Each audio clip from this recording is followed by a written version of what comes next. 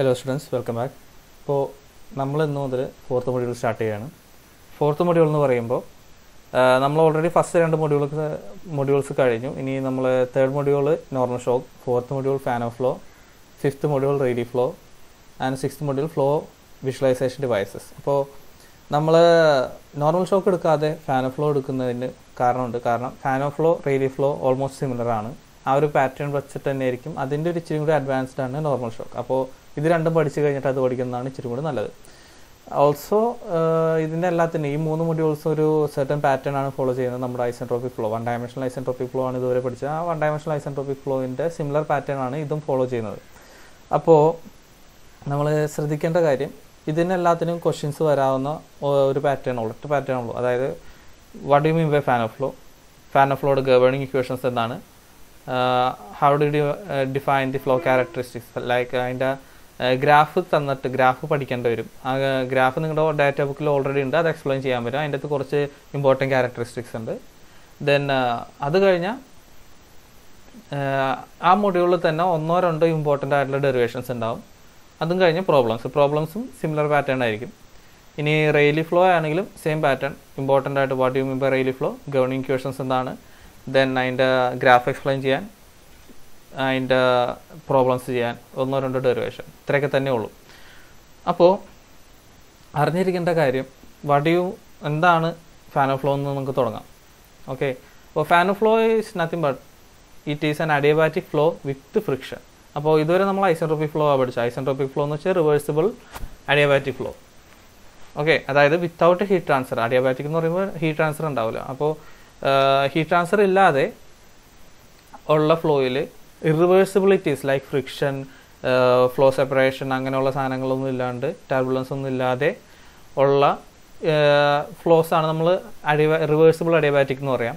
അപ്പോൾ റിവേഴ്സിബിൾ ആയിക്കഴിയുമ്പോൾ അതിനെ നമ്മൾ ഐസെൻട്രോപിക് ഫ്ലോ എന്ന് പറയും. സോ അതാണ് ബേസിക്. ഐസെൻട്രോപിക്കും അഡിയബാറ്റിക്കും തമ്മിൽ വ്യത്യാസങ്ങളുണ്ട്. ബട്ട് ഏറ്റവും ബേസിക് ഐഡിയ ഇതാണ്, reversible adiabatic will be an isentropic flow. അത് നമ്മളൊക്കെ തെർമോഡൈനാമിക്സിൽ അതിൻ്റെ ഡിഫറൻസ് സാധനങ്ങളൊക്കെ പഠിച്ചാണ്, അതൊക്കെ വിടും. നമുക്കപ്പോൾ ഫാൻ ഓഫ് ഫ്ലോ എന്ന് വെച്ച് കഴിഞ്ഞാൽ it is slightly different from isentropic flow. ആകെ ഒറ്റ പാരാമീറ്റർ ചേഞ്ച് ഉള്ളൂ, ഫ്രിക്ഷൻ ഉണ്ടാവും. ഫ്രിക്ഷൻ എന്ന് പറഞ്ഞൊരു റിവേഴ്സിബിലിറ്റിയാണ്. അപ്പോൾ അഡിയബാറ്റിക് ഐസെൻട്രോപിക് ആവില്ല, റിവേഴ്സിബിൾ അഡിയബാറ്റിക് അല്ല, അഡിയബാറ്റിക് ആണ്. അതായത് no heat transfer throughout the flow area. അപ്പോൾ എക്സാക്ട്ലി ഫാൻ ഓഫ് ഫ്ലോ എന്ന് വെച്ച് കഴിഞ്ഞാൽ it is a study one dimensional flow in a constant area duct with friction.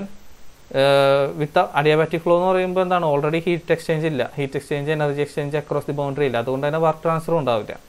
Okay, ഇത്രയും കാര്യങ്ങളാണ് നമുക്ക് അതിനെക്കുറിച്ച് അറിയാവുന്നുള്ളത്. അപ്പോൾ ഇതിൻ്റെ പ്രശ്നം എന്താ വെച്ച് കഴിഞ്ഞാൽ, ഫ്രിക്ഷൻ എന്ന് പറയുന്ന പാരാമീറ്റർ ഇറ്റ് ഈസ് അൻ എംപിരിക്കലി ഡിറ്റർമിൻഡ് വൺ. അതായത് അതിനെ നമുക്ക് തിയറിറ്റിക്കലി ഇക്വേഷൻസ് വെച്ചിട്ടോ അല്ലെങ്കിൽ ഒരു തിയറി വെച്ചിട്ടോ നമുക്ക് കണ്ടുപിടിക്കാൻ പറ്റില്ല. അതിനെ നമ്മൾ പ്രാക്ടിക്കലി എക്സ്പീരിയൻസ് വെച്ച് തന്നെ ഡിറ്റർമിൻ ചെയ്യണം. നമ്മൾ വെഞ്ചറി ഫ്ലോയിലൊക്കെ ചെയ്ത പോലെ, വെഞ്ചറി മീറ്ററിലൊക്കെ ചെയ്ത പോലെ അതിൻ്റെ അകത്തുള്ള പൈപ്പ് ഫ്രിക്ഷൻ ഫാക്ടർ നമുക്ക് എംപിരിക്കലി ഡിറ്റർമിൻ ചെയ്യാനേ പറ്റത്തുള്ളൂ.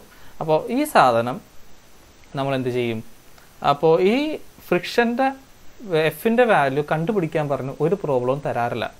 നിങ്ങൾക്ക് ഫാൻ ഓഫ് ഫ്ലോയിൻ്റെ പ്രോബ്ലം ആണെന്നുണ്ടെങ്കിൽ ഒറ്റ നോട്ടത്തിൽ മനസ്സിലാവും. ഒന്നില്ലെങ്കിൽ പറഞ്ഞിട്ടുണ്ടാവും ഡക്റ്റ് വിത്ത് ഫ്രിക്ഷൻ എന്ന് പറഞ്ഞിട്ടുണ്ടാവും, അല്ലെങ്കിൽ ഫ്രിക്ഷൻ ഫാക്ടറിൻ്റെ വാല്യൂ തന്നിട്ടുണ്ടാവും.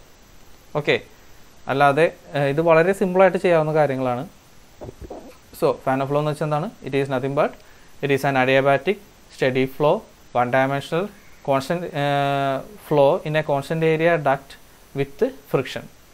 ഓക്കെ, അപ്പോൾ ഇതിൻ്റെ അസംഷൻസ് പറയാനുണ്ടാവും, അസംഷൻസ് ചോദിക്കാം. അസംഷൻസ് ചോദിച്ചാൽ വലിയ ബുദ്ധിമുട്ടൊന്നുമില്ല. ഡേറ്റ ബുക്കിൽ page number 6 fan of flow കൊടുത്തിട്ടുണ്ട്. ഫാൻ ഓഫ് ഫ്ലോ എന്ന് പറഞ്ഞ ഹെഡിങ് ഉണ്ട്. ഐസെൻട്രോപിക് കഴിഞ്ഞ അടുത്ത് ഫാൻ ഓഫ് ഫ്ലോ ആണ്. അതിൽ ഒരു 4 അസംഷൻസ് കൊടുത്തിട്ടുണ്ടാവും. ഈ അസംഷൻസ് ഇല്ലെങ്കിലും നിങ്ങൾക്ക് സ്വന്തമായിട്ട് എഴുതാൻ പറ്റും. ഇപ്പോൾ നമ്മളെന്താ ഫാൻ ഓഫ് ഫ്ലോ എന്ന് പറഞ്ഞാൽ എന്താ പറഞ്ഞാൽ, one dimensional steady state flow adiabatic steady state flow വിത്ത് ഫ്രിക്ഷൻ എന്നാണ് പറഞ്ഞത്. ഇപ്പോൾ വൺ ഡയമെൻഷണൽ എന്ന് പറയുന്നത്, അപ്പോൾ നമ്മുടെ ഫസ്റ്റ് അസംഷൻ തന്നെ കിടക്കട്ടെ, flow is study and one dimensional, first assumption. 2 വേണമെങ്കിൽ കോട്ടെ, നമ്മൾ കോൺസ്റ്റന്റ് ഏരിയ ഡക്റ്റിലാണെന്ന് പറഞ്ഞു. Flow takes place in constant area duct. അതായത് നമ്മുടെ നോസിലും ഡിഫ്യൂസറും പോലെ കൺവെർജൻ ഡൈവേർജൻ വിഭാഗങ്ങളൊന്നും ഇല്ല. അതിൻ്റെ അകത്ത് constant area duct, like in N AC duct ഒക്കെ ആണെങ്കിൽ ആ കോൺസ്റ്റന്റ് ഏരിയ ഡക്റ്റിൻ്റെ പാർഷൻസ് മാത്രമേ നമുക്ക് അനലൈസ് ചെയ്യാനുള്ളൂ. ദെൻ അഡിയാബാറ്റിക് ആണെന്ന് പറഞ്ഞു. അഡിയാബാറ്റിക് ആണെന്ന് പറയുമ്പോൾ there is no heat transfer. അടുത്ത assumption there is no heat or work exchange with the surrounding. പിന്നെ ഓൾസോ മാസ് അഡീഷനും റിജക്ഷനും ഉണ്ടാവില്ല സിസ്റ്റത്തിൽ നിന്ന്. അത് ഉണ്ടായൊക്കെ തന്നെ വൺ ഡയമെൻഷണൽ ഫ്ലോ ആവില്ലല്ലോ. ഓക്കെ, ദെൻ ഇനി നെക്സ്റ്റ് 2-3 അസംഷൻസ് നമുക്ക് ഓൾറെഡി ഊഹിച്ചെഴുതാവുന്നുള്ളൂ. There are no body forces അല്ലെങ്കിൽ ബോഡി ഫോഴ്സസ് ആർ നെഗ്ലിജിബിൾ. അതായത് ടർബുലൻസ് കാരണം ഇതിൻ്റെ ബൾക്ക് ഫ്ലൂയിഡ് മോഷൻ കാരണം ഉണ്ടാകുന്ന എഡി ഫോഴ്സസ് ഒക്കെ ബോഡി ഫോഴ്സസ് എല്ലാം നെഗ്ലിജിബിൾ ആണ്. ദെൻ ഫ്ലോയിൽ ഒബ്സ്ട്രക്ഷൻസ് ഇല്ല. ഒബ്സ്ട്രക്ഷൻ ഉണ്ടെങ്കിൽ there will be spike in friction. ഇവിടെ നമ്മൾ ഉദ്ദേശിക്കുന്നത് നമ്മുടെ ഒബ്സ്ട്രക്ഷൻ ഇല്ല, വോൾ ഓഫ് ദി എന്താണ് duct is completely only comprised of uniform friction എന്നൊക്കെ ഉദ്ദേശിച്ചിട്ടാണ് നമ്മൾ പറയുന്നത്. അതായത് ഒബ്സ്ട്രക്ഷൻ ഒക്കെ ഉണ്ടെങ്കിൽ ഓരോ ലോക്കൽ ഏരിയാസിൽ ഫ്രിക്ഷൻ്റെ വാല്യൂവിന് വ്യത്യാസം ഉണ്ടാവും, ഫ്ലോ സെപ്പറേഷൻ ഉണ്ടാവും, അങ്ങനെ കണ്ടിക്കേണ്ട പ്രശ്നങ്ങളൊക്കെ ഉണ്ടാവും. ഇതൊന്നുമില്ല. ഇനി നെക്സ്റ്റ് എന്താണ്? ഫ്രിക്ഷൻ മാത്രമേ ഉള്ളൂ. Wall friction is the sole driving potential in the flow is study and one dimensional. ഇത്രയും ഓക്കെ അല്ലേ? ഇനി ഇതിൻ്റെ അകത്ത് ആകെ ഒരു 2-3 അസംഷൻസ് നിങ്ങളുടെ ഡാറ്റ ബുക്കിൽ ഉണ്ടാവുള്ളൂ. ബാക്കിയുള്ള അസംഷൻസ് നിങ്ങൾ പഠിച്ചിരിക്കണം. പഠിക്കാനൊന്നുമില്ല, നമുക്ക് എക്സ്പ്ലനേഷനിൽ നിന്ന് തന്നെ അല്ലെങ്കിൽ അതിൻ്റെ ഡെഫിനിഷനിൽ നിന്ന് തന്നെ എഴുതാവുന്ന സാധനങ്ങളുള്ളൂ. ഇനി next governing equations. Governing equations ഡെറിവേഷനാണ്. ഗവേണിംഗ് ഇക്വേഷൻ എന്ന് പറയുമ്പോൾ നമ്മുടെ ഫ്ലോയിനെ ഗവേൺ ചെയ്യുന്ന അല്ലെങ്കിൽ അതിൻ്റെ പാരാമീറ്റേഴ്സ് ഡിറ്റർമിൻ ചെയ്യുന്ന മേജർ ഇക്വേഷൻസ് ആണ്. എന്താണ് ഈ ഫ്ലോ എന്ന് നമ്മൾ തിയററ്റിക്കലി ഡിറ്റർമിൻ ചെയ്ത് കഴിഞ്ഞാൽ അതിൻ്റെ ക്യാരക്ടേഴ്സ് നമുക്ക് നമ്മുടെ ഇതിൻ്റെ ഫൈനൽ ഉദ്ദേശം എന്ന് വെച്ച് കഴിഞ്ഞാൽ ഞങ്ങൾക്ക് ഇതിൻ്റെ ഗ്രാഫ് വരയ്ക്കണം. ഈ ഫ്ലോനെ നമുക്ക് റെപ്രസെൻറ്റ് ചെയ്തുകൊണ്ട് ഒരു ഗ്രാഫ് വരയ്ക്കണം HS ഡയഗ്രത്തിൽ. അതിന് വേണ്ടിയാണ് നമ്മുടെ ഫ്ലോയിനെ കംപ്ലീറ്റ്ലി ഗവേൺ ചെയ്യുന്ന ഇക്വേഷൻസ് ആണ് ഗവേണിംഗ് ഇക്വേഷൻസ്.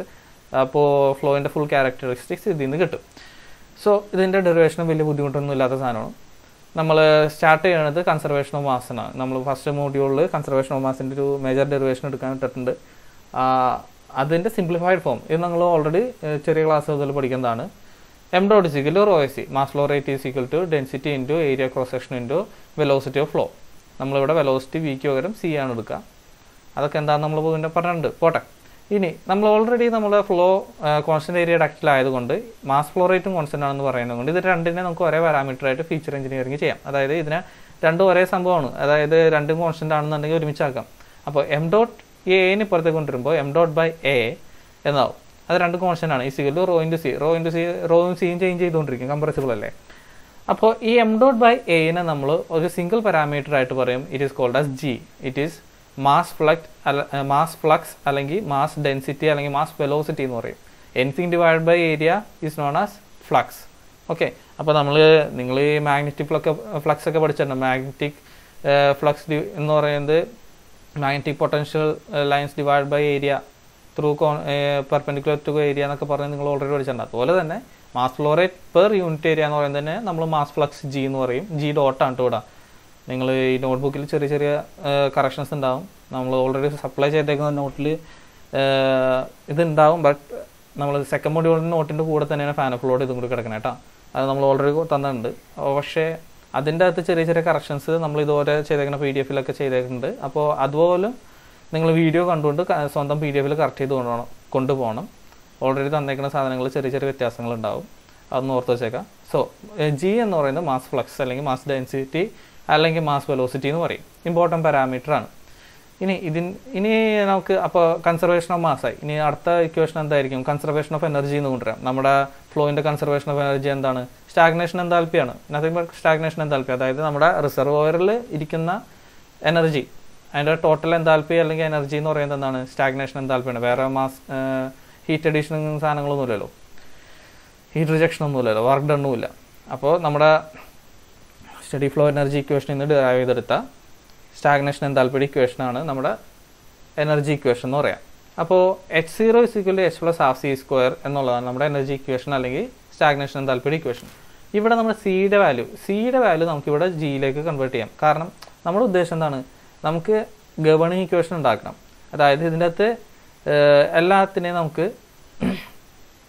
ഈ രണ്ട് ടേംസ് തമ്മിൽ നമ്മുടെ രണ്ട് മേജർ ഇക്വേഷൻസ് തമ്മിൽ നമുക്ക് ലിങ്ക് ചെയ്യണം. അപ്പോൾ സിന് പകരം നമ്മൾ ഇവിടെ നോക്കിയേ G/ρ എന്ന് കൊടുക്കാം. C = G/ρ എന്ന് കൊടുക്കാം. അതുപോലെ സപ്ലൈ ചെയ്യുക. അപ്പോൾ C is equal to G by rho, H0 is equal to H plus half into G by rho the whole square എന്ന് കിട്ടും. ഇനി അപ്പോൾ for any given flow H0 and G are constants. അതായത് നമ്മുടെ എനർജിയും mass flow റേറ്റും constant ആണ്. അപ്പോൾ ആകെയുള്ള വേരിയം പാരാമീറ്റർ ആരാണ്? റോ ആണ്, ഡെൻസിറ്റിയാണ്. അപ്പോൾ ഇനി ഇക്വേഷൻ ഓഫ് സ്റ്റേറ്റ് എന്ന് പറയാം. അതായത് നമ്മൾ തെർമോഡൈനാമിക്സ് എടുത്തപ്പോൾ ഓൾറെഡി പറഞ്ഞാണ്.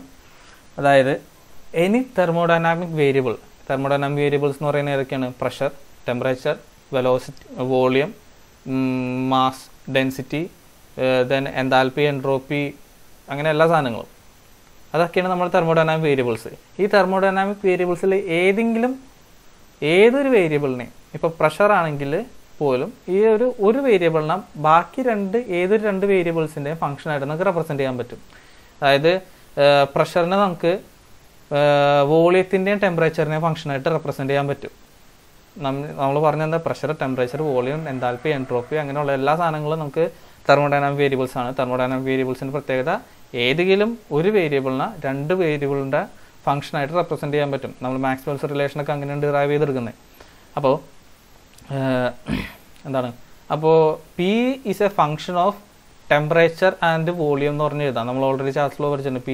P1 V1 is equal to P1 V1 by T1 is equal to P2 V2 by T2. അതിൽ നിന്ന് P is equal to a function of V and T എന്ന് നമുക്ക് എടുക്കാൻ പറ്റും. ഓക്കെ, അപ്പോൾ അതുപോലെ തന്നെ എല്ലാ വേരിയബിൾസിനും നമുക്ക് അങ്ങനെ എടുക്കാം. അപ്പോൾ അതുകൊണ്ട് ഞാൻ ഈ റോ മാത്രമേ അവിടെ ഒരു വേരിയബിളായിട്ട് കാണുന്നുള്ളൂ. എൻ്റെ ഉദ്ദേശം എന്താണ്? HS ഡയഗ്രത്തിൽ ഇതിനെ പ്ലോട്ട് ചെയ്യണം.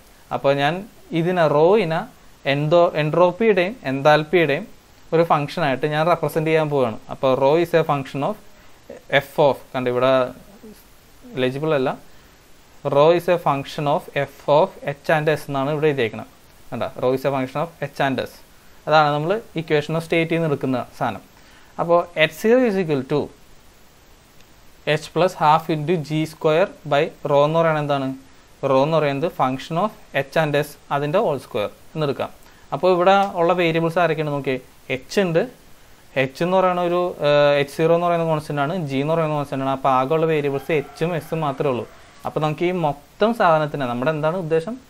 നമ്മുടെ ഫാൻ ഓഫ് ഫ്ലോ എന്ന് പറയുന്ന സംഭവത്തിന് മൊത്തത്തിൽ നമുക്ക് ഒരു function of H and S എന്നുള്ള രീതിയിൽ എഴുതിയില്ലേ? അതായത് ഫാൻ ഓഫ് ഫ്ലോനെ നമുക്ക് എൻട്രോപ്പിയുടെയും എൻതാൽപ്പിയുടെയും ഒരു ഫംഗ്ഷനായിട്ട് നമുക്ക് റെപ്രസെൻറ്റ് ചെയ്യാൻ പറ്റും. ഇത് തന്നെയാണ് ഇതിൻ്റെ governing equation. This is the governing equation of fan of flow. അപ്പോൾ ഈ സാധനം വെച്ചിട്ട്, ഈ ഇക്വേഷൻ വെച്ചിട്ട് നമുക്കൊരു ഗ്രാഫ് വരയ്ക്കാം. ഓരോ പോയിന്റിലും HS അനുസരിച്ച് ഫാൻ ഓഫ് ഫ്ലോ എങ്ങനെ വ്യത്യാസപ്പെടുന്നു എന്ന് പറഞ്ഞൊരു ഗ്രാഫ് വരയ്ക്കാം. ഇതുപോലെയൊക്കെ ഗ്രാഫ് വരച്ച് വെച്ച് കഴിഞ്ഞാൽ പൊട്ടത്തരമാണ്. ഇത് ഈ പയ്യൻ വരച്ച് വെച്ചേക്കുന്നത് തെറ്റാണ്. അപ്പോൾ നമ്മൾ നമ്മുടെ ഡേറ്റ ബുക്കിൽ പേജ് നമ്പർ 6 ഇതിൻ്റെ കംപ്ലീറ്റ് ഗ്രാഫ് ഉണ്ട്. കംപ്ലീറ്റ് ഗ്രാഫ് എന്ന് പറയുമ്പോൾ Fanno flow, Rayleigh flow, normal shock, ഇതെല്ലാനും ഇൻക്ലൂഡഡ് ആയിട്ടുള്ള ഒരു ഗ്രാഫ് ഉണ്ട്. ഇത് തന്നെ നിങ്ങളുടെ ഡേറ്റ ബുക്കിൻ്റെ കവർ പേജിലുണ്ട്. അത് വരച്ച് വെച്ചാൽ മതി. ഇതിൻ്റെ അകത്തുള്ള നൊട്ടേഷൻസ് മാത്രം നോക്കിയാൽ മതി. സെയിം നൊട്ടേഷൻസ് അതിൻ്റെ അകത്തുണ്ട്. ഞാൻ കാണിച്ചു തരാം. ഓക്കെ, ഒന്ന് റീസൈസ് ചെയ്യാൻ പറ്റുമോ നോക്കട്ടെ. ഓക്കെ, ഇതാണ് നമ്മുടെ ഫാൻ ഓഫ് ഫ്ലോയിൻ്റെ ഗവേണിംഗ് ഇക്വേഷൻ്റെ ലൈൻ, ഫാൻ ഓഫ് ലൈൻ എന്ന് പറയും ഇതിനാണ്. ഓക്കെ, ഇതിൻ്റെ കൂടുതൽ എക്സ്പ്ലനേഷൻ അടുത്ത വീഡിയോയിൽ പറയാം.